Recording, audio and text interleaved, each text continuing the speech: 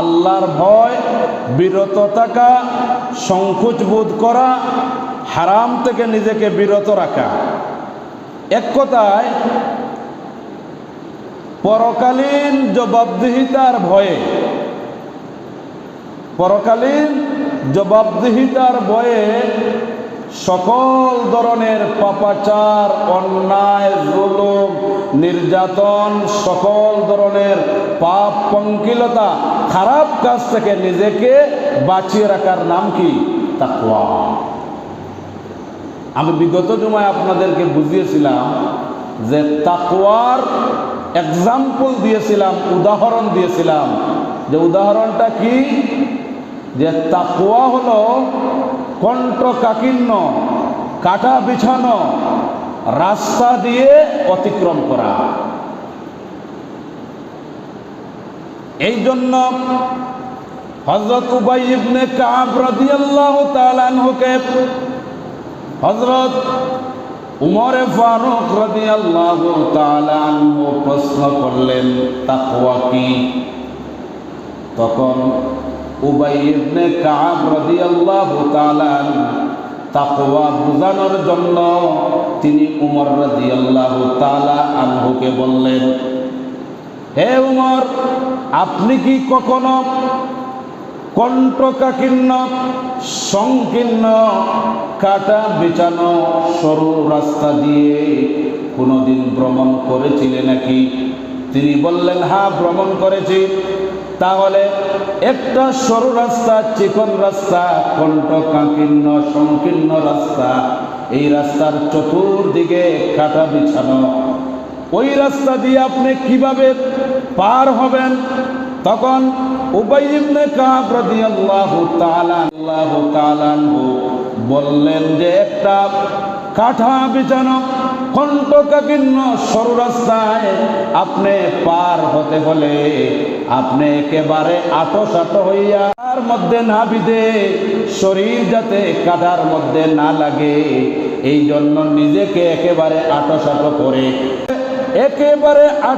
করে সাবধানতা সহকারে ওই কণ্টকাকীর্ণ, কাটা বিস্তৃত সরু রাস্তা দিয়ে ভ্রমণ করতে হয়।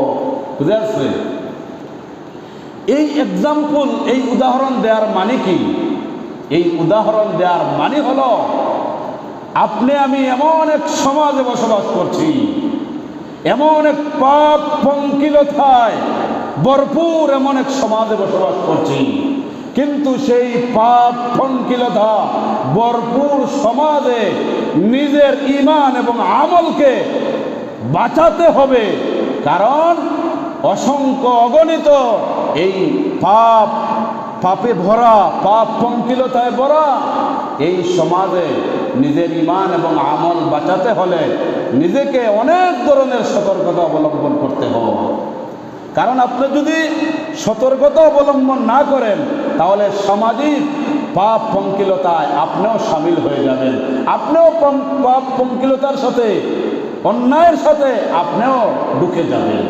এই জন্য ওমর রাদিয়াল্লাহু তাআলা আনহুকে তাকওয়া বুঝাতে গিয়ে তিনি এই এক্সাম্পল দিলেন যে তাকওয়া হলো এমন এক রাস্তা, চতুর্দিকে কাটা বিছানো, কিন্তু আপনার গন্তব্যে আপনাকে যেতেই হবে।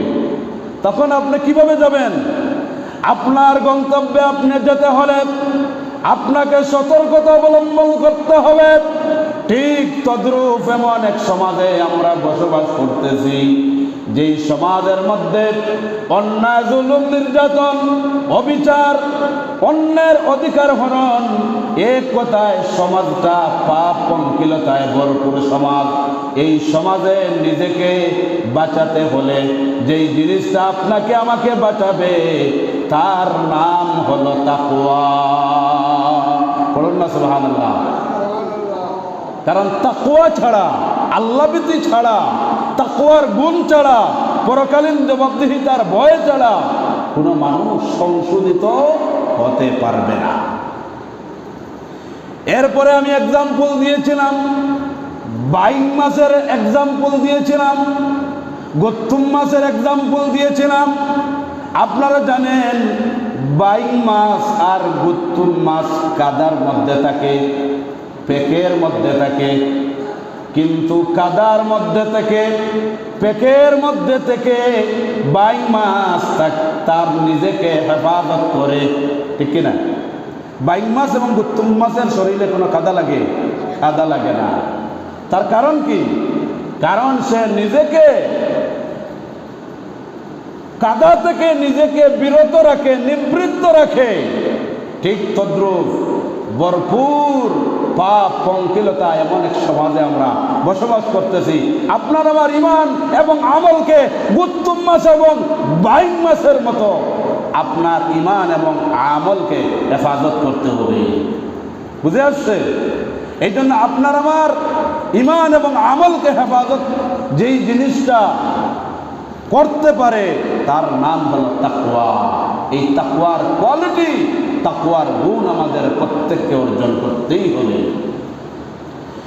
এই জন্য আমি বলেছিলাম পবিত্র মাহে রমজানুল কারিমে আমরা দীর্ঘ 1 মাস তাকওয়ার ট্রেনিং গ্রহণ করেছি, আল্লাহ ভীতির ট্রেনিং গ্রহণ করেছি, পরকালীন জবাবদিহিতার ট্রেনিং গ্রহণ করেছি।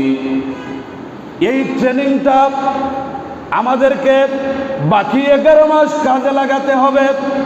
রমজানুল কারিমে আল্লাহ রাব্বুল আলামিনকে ভয় করে সুবহ সাদেক থেকে নিয়ে সন্ধ্যা পর্যন্ত আমরা পানাহার করি নাই, খাবার দাবার খাই নাই, স্ত্রী সম্ভোগ করি নাই, অন্যায় করি নাই, জুলুম করি নাই, নির্যাতন করি নাই, কোনো ধরনের পাপ করি নাই। রমজানুল কারিমের এই মাসে কেন করলাম না? কেন আমি পাপ করলাম না? ঘুষখোর, সুদখোর, যত ধরনের অবিচার, অন্যায়, জুলুম, নির্যাতন রমজানুল কারিমে কমে যায়। তার কারণ হলো রমজানুল কারিমে এইগুলো এই জন্য ব্যক্তি করে না, কারণ জানে এইগুলো যদি রমজানুল কারিমে করা হয় তাহলে রোজা হালকা হয়ে যাবে, রোজার পরিপূর্ণ সওয়াব পাওয়া যাবে না। এই জন্য রোজা রেখে কোনো ব্যক্তি অন্যায় করে না, পাপ করে না, জুলুম করে না, নির্যাতন করে না। ঘুষখোর, ঘুষ যদিও খায়, ডিজিটাল খায়, দেখায়।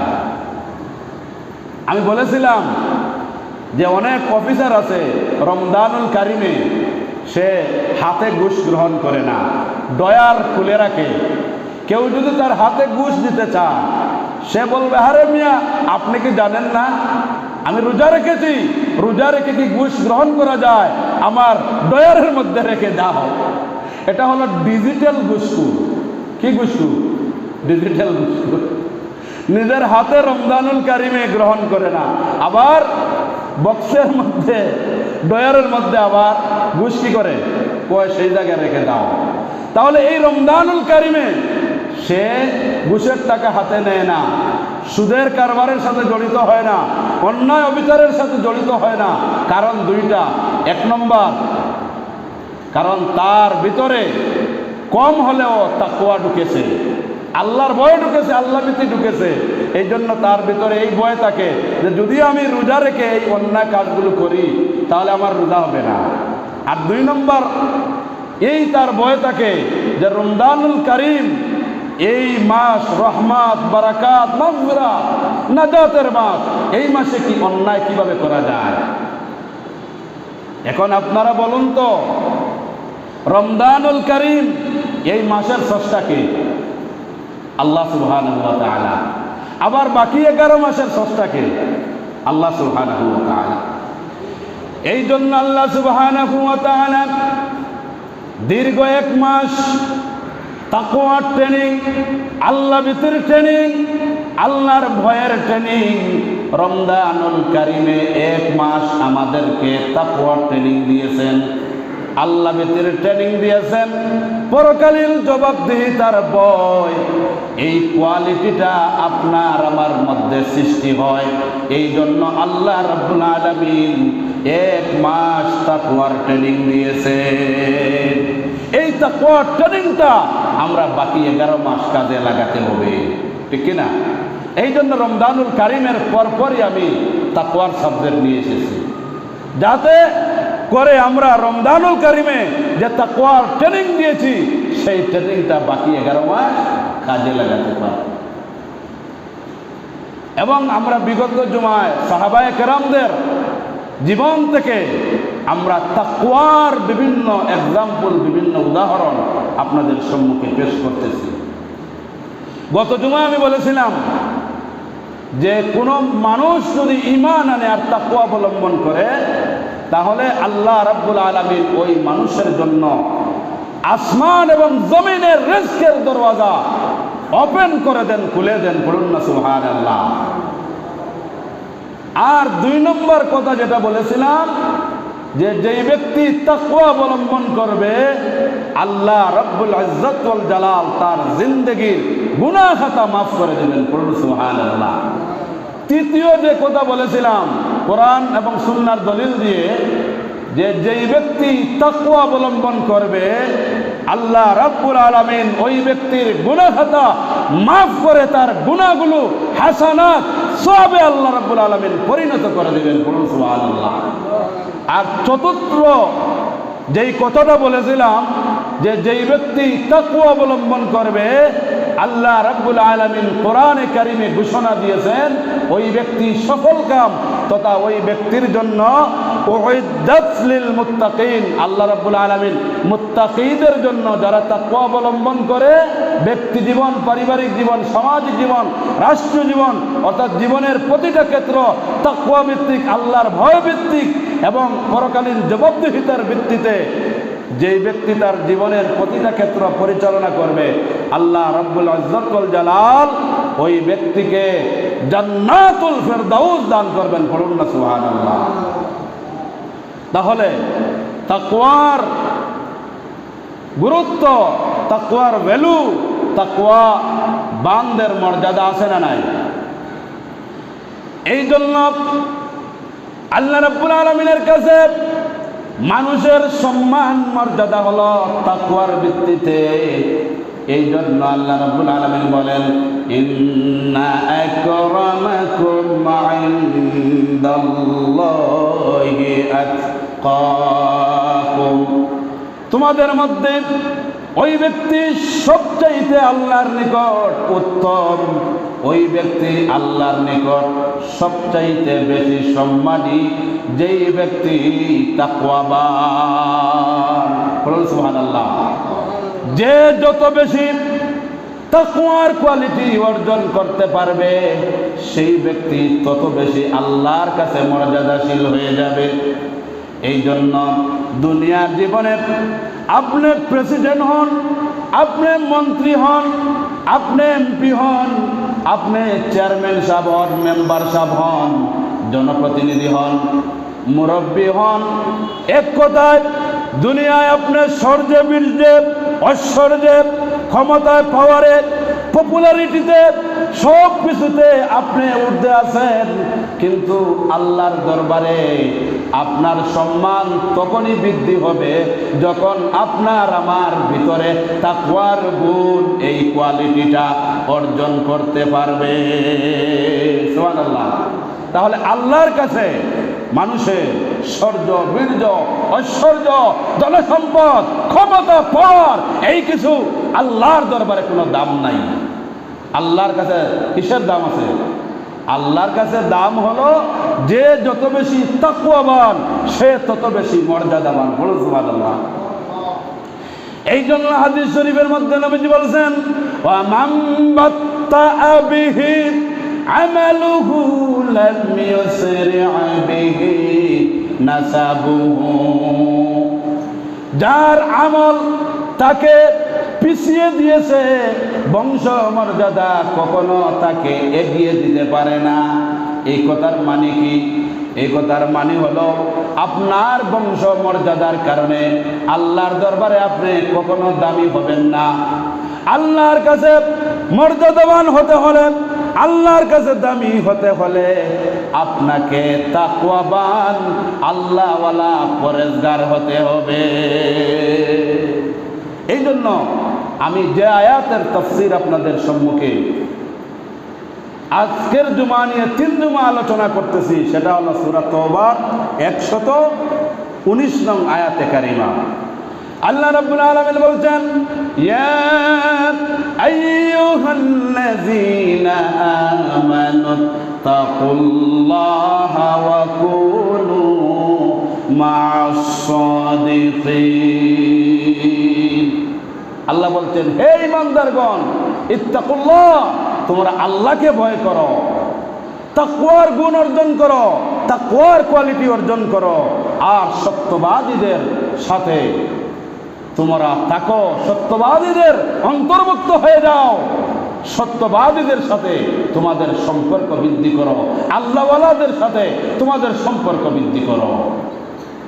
এই জন্য আল্লাহওয়ালাদের সাথে সম্পর্ক বৃদ্ধি করতে হবে। আল্লাহওয়ালা খারাপ, কারণ মুত্তাকি তাকওয়ার কোয়ালিটি ছাড়া আল্লাহওয়ালা হওয়া যায় না। কারণ আল্লাহওয়ালা কাকে বলা হয়? যিনি তাকওয়া অবলম্বন করে নিজের জীবন পরিচালনা করেন, যিনি তাকওয়া অবলম্বন করে সকল ধরনের পাপ কাজ থেকে নিজেকে নিবৃত্ত রাখেন, বিরত রাখেন, ওনাকে বলা হয় মুত্তাকি। আল্লাহওয়ালা পরেজগার। এই জন্য আমরা বলি না যে উনি খুব পরেজগার লোক, উনি খুব আল্লাহওয়ালা লোক। এর মানে কি? এর মানে হলো উনি ভালো কাজ করেন, মন্দ কাজ করেন না। এর মানে হলো তিনি সত্যের সাথে থাকেন, মিথ্যার সাথে থাকেন না। এর মানে হলো তিনি সামাজিকভাবে, রাষ্ট্রীয়ভাবে, ব্যক্তিগতভাবে, ফ্যামিলিগতভাবে সবসময় তিনি ভালো কাজ করেন, মন্দ কাজ করেন না। এই জন্য আমরা ওনাকে কি বলি? আল্লাহওয়ালা বলি। আর আল্লাহওয়ালা আরবিতে বলা হয় মুত্তাকি। যিনি তাকওয়া অবলম্বন করেন তাকে বলা হয় মুত্তাকি। এই জন্য আমাদের প্রত্যেককে তাকওয়ার কোয়ালিটি অর্জন করতে হবে, আমাদের প্রত্যেককে মুত্তাকি হতে হবে, আল্লাহওয়ালা হতে হবে, পরেজগার হতে হবে। কারণ এই ট্রেনিংটা আমরা কখন গ্রহণ করেছি? রমজানুল কারিমের পুরা মাস তাকওয়ার ট্রেনিং গ্রহণ করেছি। এই জন্য আমরা এই তাকওয়ার ট্রেনিংটা আমরা কাজে লাগাবো। তো আমি বিগত জমা বিভিন্ন ঘটনা বলেছি, আজকে নতুন করে আরো কিছু ঘটনা সমৃদ্ধ করতে চাই। কারণ তাকওয়া এমন এক কোয়ালিটি, যেই কোয়ালিটির কারণে, যেই গুণের কারণে মানুষের ব্যক্তি জীবন, পারিবারিক জীবন, সামাজিক জীবনে এক আমূল পরিবর্তন ঘটে যায়। মানুষের চারিত্রিক মাধুর্য বৃদ্ধি হয়, মানুষের চারিত্রিক সৌন্দর্য বৃদ্ধি হয়। কোন কোয়ালিটি? তাকওয়ার কোয়ালিটি, আল্লাহ ভীতির কোয়ালিটি, আল্লাহর ভয়ের কোয়ালিটি। এই জন্য কোনো মানুষের অন্তর যদি আল্লাহর ভয় থাকে, তাহলে ওই মানুষ কোনো খারাপ কাজ করতে পারে না।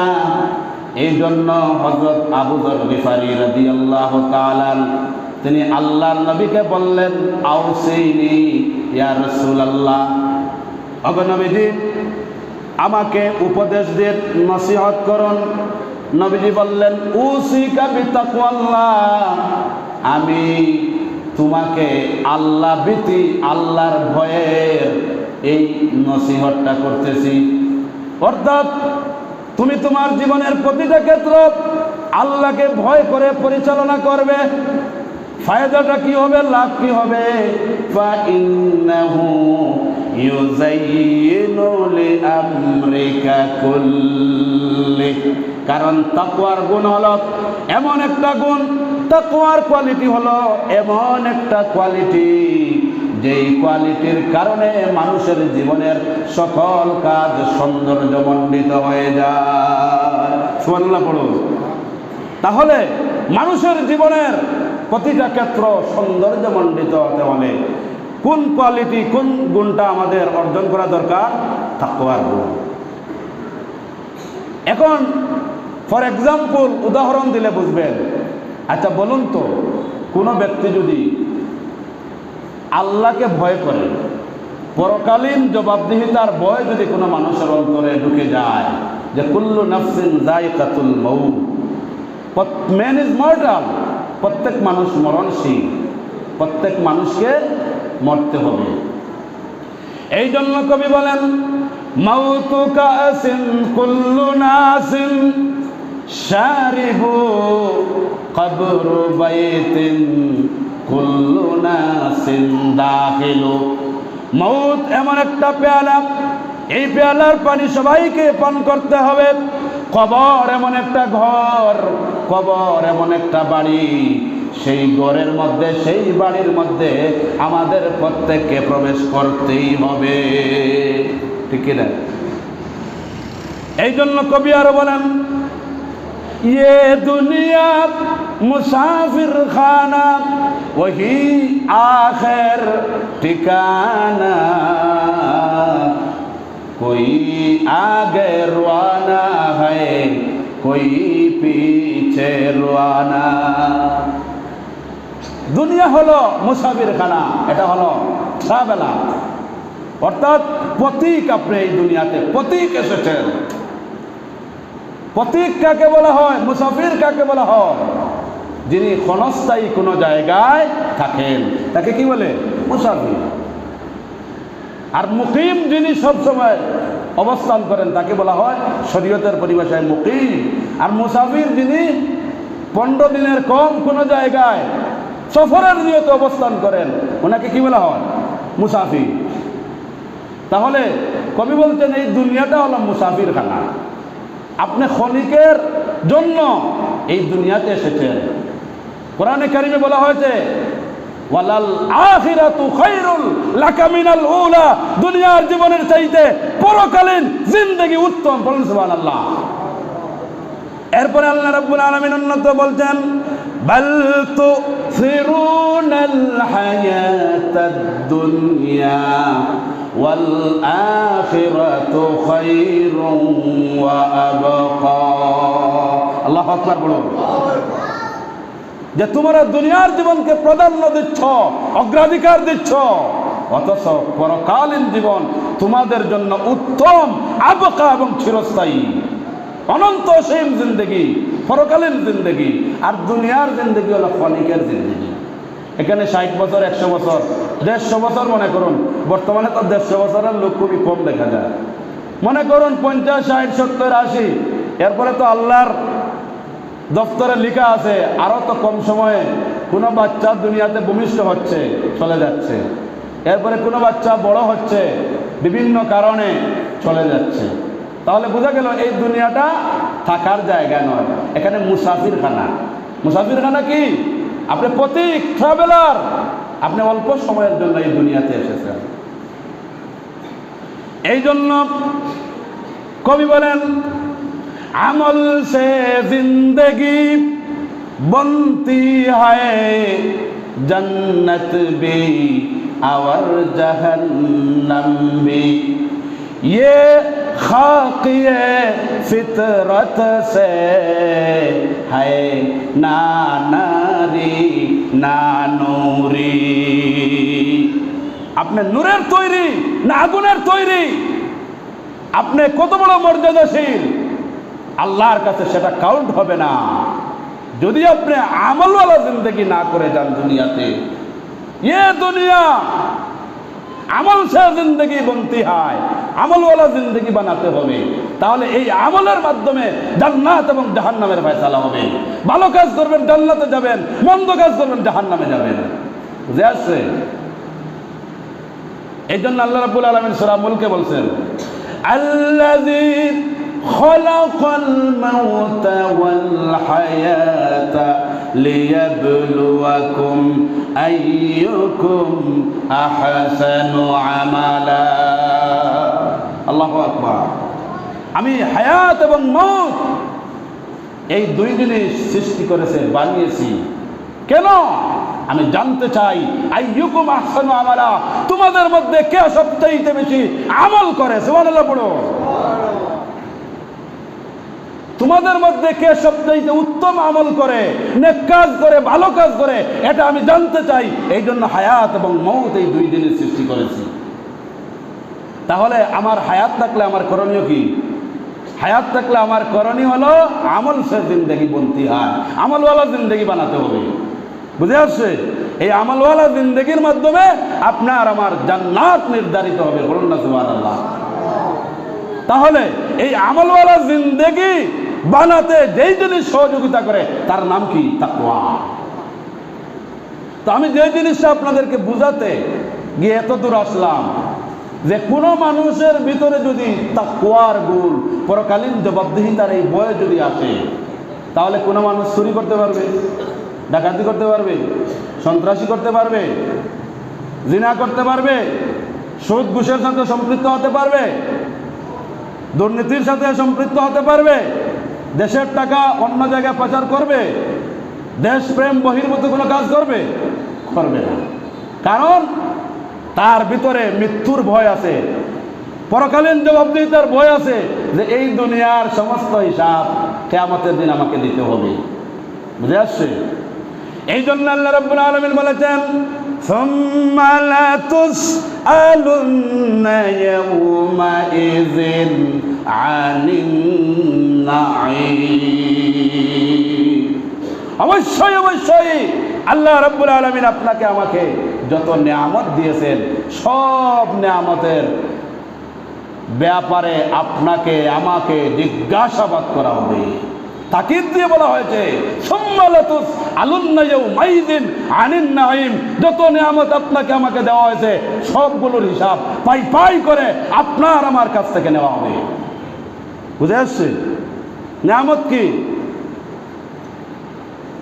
নিয়ামত অসংখ্য অগণিত নিয়ামত। ওয়া ইন তাউদ্দু নি'মাতাল্লাহি লা তুহসুহা। অসংখ্য অগণিত নিয়ামত আল্লাহর জমিনে ছড়িয়ে ছিটিয়ে আছে, যা গণনা করে শেষ করা যাবে না। এই জন্য এই আয়াতে কারিমার তাফসিরে মুফাসসিরিনে কেরাম বলেন যে কিয়ামতের দিন অসংখ্য অগণিত নিয়ামত রাজির মধ্যে দুইটা নিয়ামতের সম্পর্কে আপনাকে আমাকে জিজ্ঞাসাবাদ করবেন। অন্যগুলোও করবেন, কিন্তু গুরুত্বপূর্ণ দুইটাই করলে আমাদের কাজ সারা। কি করবেন? আল্লাহ বলবেন, আমি কি তোমাদেরকে পানি দিয়ে তোমাদের জীবন ধারণের সুযোগ দেই নাই? অর্থাৎ আমি কি তোমাদেরকে পানি দেই নাই?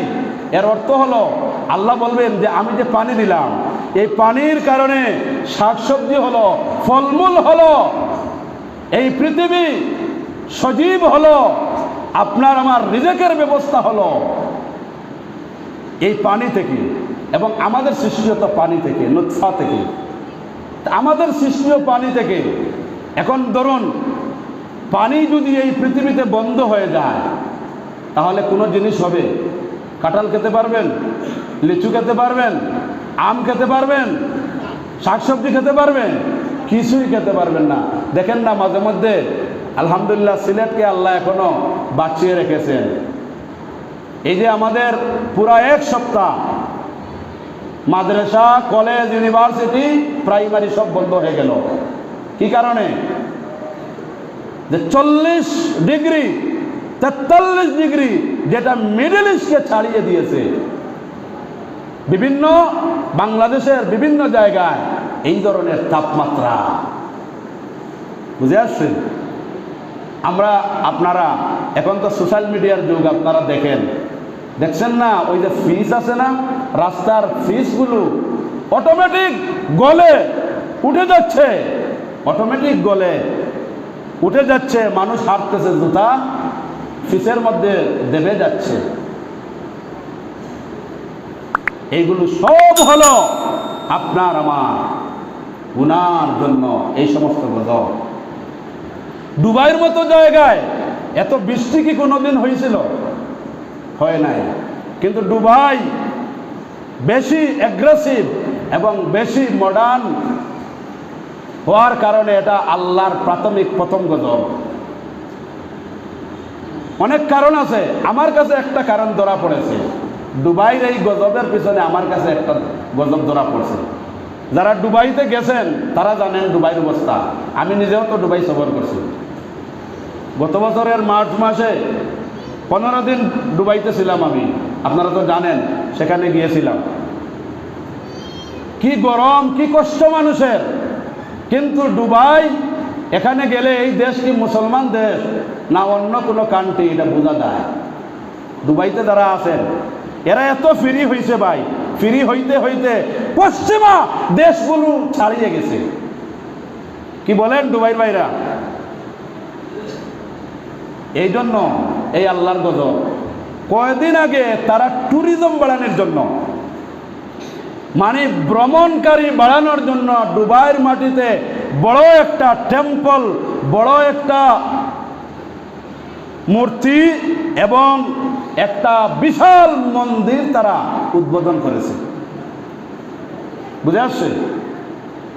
এটা আবার শুনে কেউ মন্দিরের বিপক্ষে আমি নয়, তবে আমি যেটা বলতে চাই, ওই দেশে হিন্দু আছে নাকি বলেন? ওই দেশে হিন্দু আছে? সৌদি আরবে হিন্দু আছে? তা সৌদি আরবে যদি হিন্দু না থাকে তাহলে হিন্দুর জন্য টেম্পল বানানো উদ্দেশ্য কি?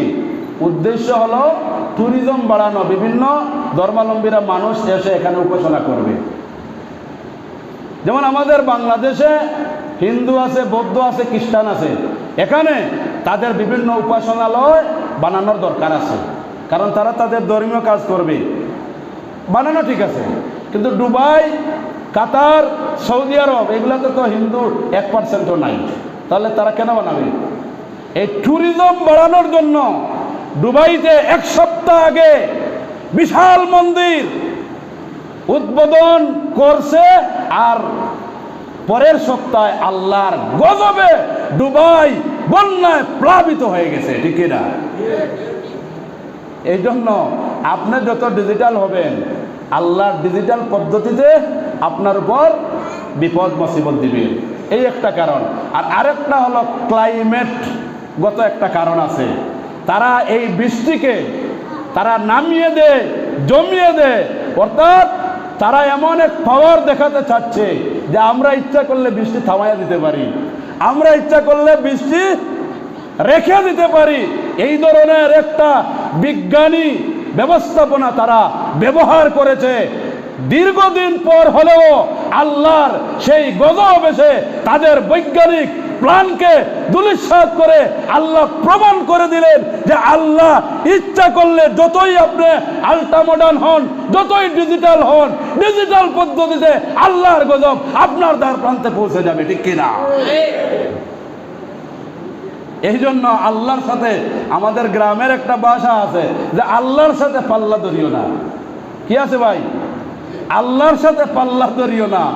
এই যে তারা দুইটা কারণ বললাম, এরা আল্লাহর সাথে পাল্লা ধরছে যে বৃষ্টি কন্ট্রোল এবং বৃষ্টি অন্য জায়গায় তারা সরিয়ে নিয়ে যায়। এই যে আল্লাহর সাথে পাল্লা ধরছে, কারণ বৃষ্টির দরকার আছে না নাই? বৃষ্টি দরকার আছে। এই জন্য মডার্ন ভালো, আল্ট্রা মডার্ন হওয়া ভালো নয়। চালাক ভালো, অতি চালাক ভালো নয়, গলায় রশি লেগে যেতে পারে। এই জন্য পশ্চিমা বিশ্বগুলোকে অনুসরণ করে অনেক সময় আমরা বিভিন্ন কাজ করতে গিয়ে মুসলমান বিপদে পড়ে কি পড়ে না? পড়ে। এই জন্য আসুন আল্লাহ রাব্বুল আলামিনের এই গজবগুলা থেকে, এই অন্যায় অবিচার থেকে বাঁচতে হলে যেই জিনিস আপনার আমার দরকার তার নাম তাকওয়া, তার নাম তাকওয়া। এই তাকওয়ার কোয়ালিটি যদি আপনার আমার অন্তরে সৃষ্টি হয়ে যায়, তাহলে আপনার আমার দ্বারা কোনো অন্যায় হবে না, অবিচার হবে না, জুলুম হবে না, নির্যাতন হবে না, আপনার আমার দ্বারা কোনো খারাপ কাজ সমাজে সংগঠিত হবে না। আপনি হবেন, যে যে স্থানে থাকবেন আপনি একজন ন্যায় বিচারক হবেন। পড়ুন সুবহানাল্লাহ। যাই হোক, আজকে 3টা ঘটনা মনস্থ করে নিয়ে আসছিলাম, সময় তো চলে গেছে, 3টা বলতে পারবো না, একটা ঘটনা বলবো একেবারে সংক্ষেপে। দেখুন, মানুষের ভিতরে আল্লাহভীতি আসলে মানুষ কিভাবে চেঞ্জ হয়, এর একটা ছোট্ট ঘটনা আমি বলতে চাই। অর্ধ পৃথিবীর শাসনকর্তা হযরত ওমর ফারুক রাদিয়াল্লাহু তাআলা, তিনি অর্ধ পৃথিবীর শাসনকর্তা। এর মানে হলো এই রকম বাংলাদেশের মতো 100টার চাইতেও আরো বড় উনার এলাকা, এরিয়া। অর্ধ পৃথিবীর শাসনকর্তা হযরত ওমর ফারুক রাদিয়াল্লাহু তাআলা আনহুর ছেলে মদ পান করেছে। শরীয়তের দ্বন্দ্ববিধি হলো, কোন লোক যদি মদ পান করে তাহলে তাকে 80টা বেত্রাঘাত দিতে হবে। কয়টা? 80টা। এখন হযরত ওমর ফারুক রাদিয়াল্লাহু তাআলা তিনি প্রেসিডেন্ট, আর ছেলে মদ পান করেছে। এখন লোকেরা মনে মনে ভাবতেছে এইবার দেখব উমরের তাকওয়া কতটুকু আছে, উমরের ন্যায় বিচার কতটুকু আছে। এইবার আমরা দেখব উনার ছেলে মদ পান করেছে, এইবার দেখব তিনি কেমনে বিচার করে। এটা মানুষের অন্তরে এই সমস্ত ধারণা, কুধারণা সৃষ্টি হয়ে গেছে। কিন্তু আল্লাহর মেহেরবানি, অর্ধ পৃথিবীর শাসনকর্তা, প্রেসিডেন্ট, প্রাইম মিনিস্টার হযরত ওমর ফারুক রাদিয়াল্লাহু তাআলা, যিনি একদিন নয়, 2 দিন নয়, 10 বছর মুসলমানদের খলিফা, মুসলমানদের রাষ্ট্রপ্রধান ছিলেন। কয় বছর? 10 বছর। তিনি রাষ্ট্রীয় বিচারে যাওয়ার আগে তিনি নিজেই বিচারের কার্য বহন করলেন। তিনি সাক্ষ্য প্রমাণের ভিত্তিতে উনার ছেলে যে মদ পান করেছে এটা সাব্যস্ত হয়ে গেছে। সাব্যস্ত হওয়ার পরে তিনি উনার নিজের সন্তানকে যখন ঘোষণা দিলেন যে আমার সন্তান মদ পান করেছে, আমি প্রেসিডেন্ট হতে পারি, আমার সন্তান মদ পান করেছে, ইসলামে স্বজনপ্রীতির স্থান নাই, এই জন্য আমি স্বজনপ্রীতি করব না। আপনারা জেনে রাখুন, আল্লাহর বিধান, কোরআন সুন্নাহর বিধান, শরীয়তের হক আমার ছেলের উপর আমি কার্যকর করতে চাই।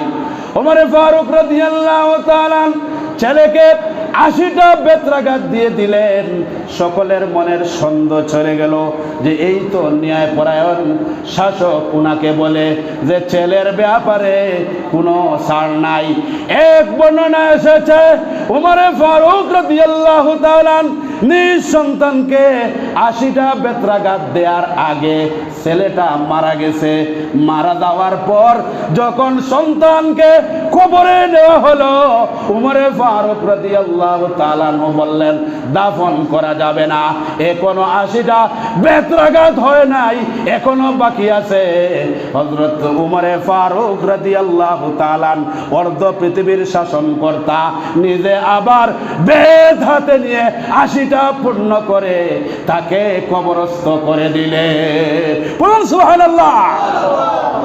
তাহলে কে ধরনের দৃষ্টান্ত আমাদের সাহাবায়ে কেরাম এবং আমাদের আম্বিয়া আলাইহিমুস সালাম, যারা আমাদের উত্তরসূরি, যারা আমাদের অনুসরণীয় অনুকরণীয় খুলাফায়ে রাশিদিন, আলাইকুম বিসুন্নতি ওয়া সুন্নাতুল খুলাফায়ে রাশিদিন। তোমরা নবীর সুন্নাত ধরো, খুলাফায়ে রাশিদিনদের সুন্নাত ধরো। পড়ুন সুবহানাল্লাহ।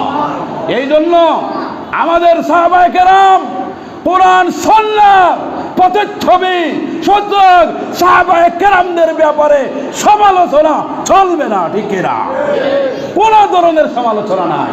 একজন আদনা সাহাবায়ে কেরাম, আপনার আমার এই পৃথিবীতে যত পীর আছেন, বুজুর্গ আছেন, ওলিয়া উলিয়া আছেন, সবাইকে এক পাল্লায়, আর একেবারে আদনা নিম্ন স্তরের একজন সাহাবীকে এক পাল্লায় যদি দেন, কার ওজন বেশি হবে বলুন? সাহাবীর ওজন বেশি হবে।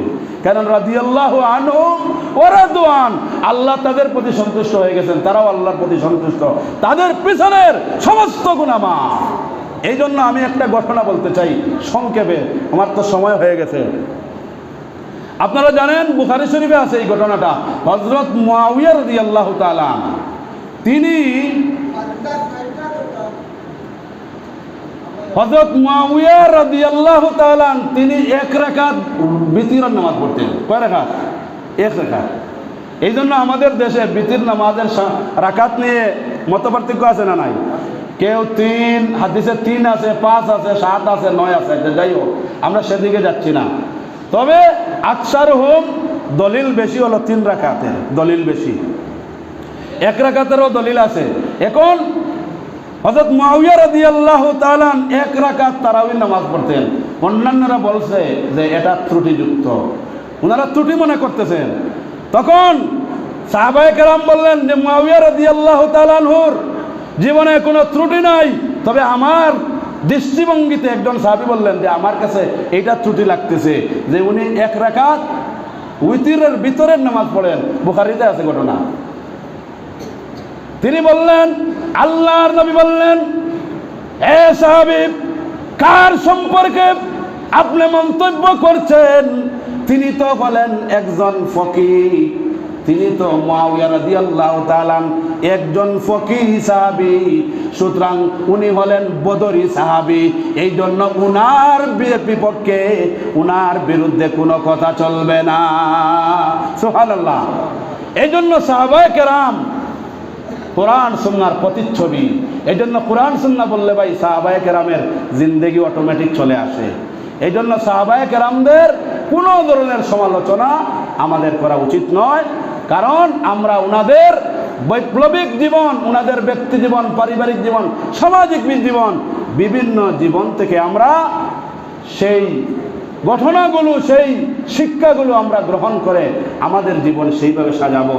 আল্লাহ রাব্বুল ইজ্জত ওয়াল জালাল আমাদের প্রত্যেককে কোরআন সুন্নাহর আলোকে জীবন যাপন করার এবং তাকওয়ার কোয়ালিটি অর্জন করে আমাদের জীবন যাপন করার তৌফিক দান করুন। আমরা পড়ি আমিন।